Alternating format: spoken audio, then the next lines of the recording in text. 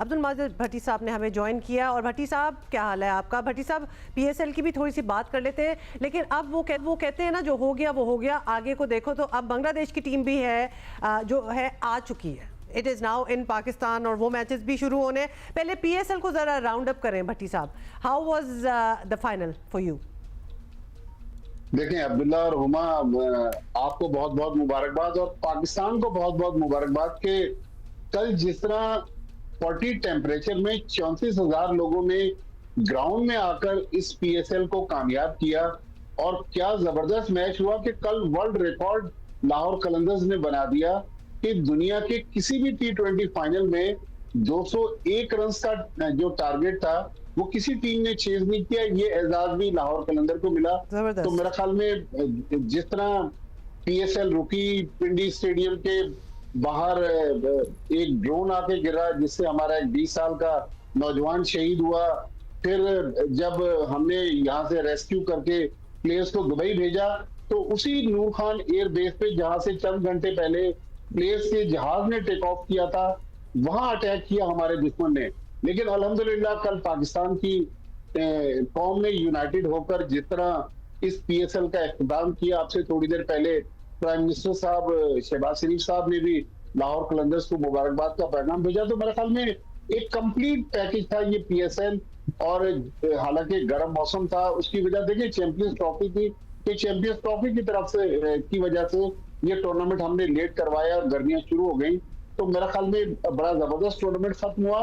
लेकिन पीएसएल के साथ साथ हमारे वो लोग जो पाकिस्तान क्रिकेट के करता धरता है वो इस टूर्नामेंट को इख्तिताम को पहुंचाने में तो मुबारकबाद के मुस्तहक हैं। लेकिन कल टॉस के वक्त जब शाहीन शाह अफरीदी से रमीज राजा ने उनकी बॉलिंग के बारे में पूछा तो शाहीन शाह अफरीदी ने सरकास्टिक अंदाज में कहा कि शायद वो आंख नहीं है जो मेरी बॉलिंग को देख पा रही है। तो वो बॉलर जो पीएसएल का बेस्ट बॉलर बन गया, उसने अपनी टीम को 4 साल में तीसरा टाइटल जितवा दिया, फ्रंट से लीड किया। कल बॉलिंग भी उनकी जबरदस्त थी, लेकिन वो बांग्लादेश के खिलाफ पाकिस्तान की 16 रुकनी टीम का हिस्सा नहीं है। तो मेरे ख्याल में हमारे वो सिलेक्टर्स। अच्छा, वैसे हमने पहले भी सवाल उठाया था भट्टी साहब के हमारे पास वक्त की कमी होती है, मतलब वो टाइमलाइन था जो फॉलो करना था, अदरवाइज हमें करनी ही थी ये टीम अनाउंस। वैसे तो हमारी होम सीरीज है, हम फाइनल के बाद अनाउंस नहीं कर सकते थे? बिल्कुल कर सकते थे अब्दुल्ला, ये चीजें होती हैं अवे टूर्स में। ये तो हमारी होम सीरीज है, लाहौर में मैच हो रहा है और लाहौर में हमने बुध के दिन पहला वनडे इंटरनेशनल खेलना है। तो मेरे ख्याल में कोई ऐसी जल्दी नहीं थी। फिर हमने नसीम शाह के मैं खिलाफ नहीं हूँ, लेकिन नसीम शाह ने आखिरी मैच में जिस तरह इस्लामाबाद यूनाइटेड की तरफ से बॉलिंग की, बड़े बड़े पाकिस्तान के क्रिकेटर्स कह रहे हैं कि वो हमें फिट नजर नहीं आ रहे। तो एक अनफिट बॉलर को हमने सिलेक्ट कर दिया और एक ऐसे बॉलर को जिसने अपनी टीम को टाइटल भी जितवाया।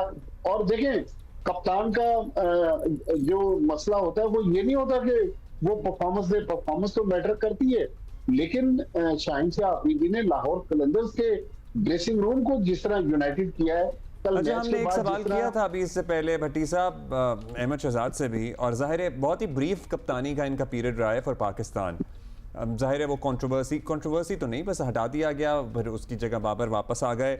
आपको लगता है अभी तो इन्होंने एक्चुअल उस तरह से लीड किया ही नहीं है टीम पाकिस्तान को, अब इनकी पैदर पे कामयाबियां हैं, लाहौर कलंदर इनकी कामयाबी में, इनकी क़यादत में जीत रही है। आपको लगता है कि they would be a second chance for Shaheen Afridi to be the captain of Pakistan team?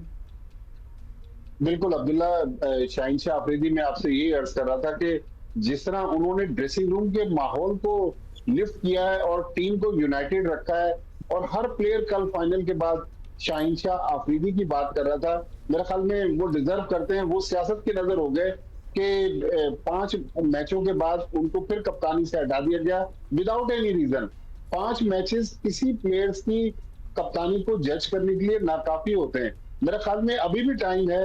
हमने एशिया कप इस साल खेलना है, अगले साल हमने 1 साल के अंदर T20 वर्ल्ड कप खेलना है।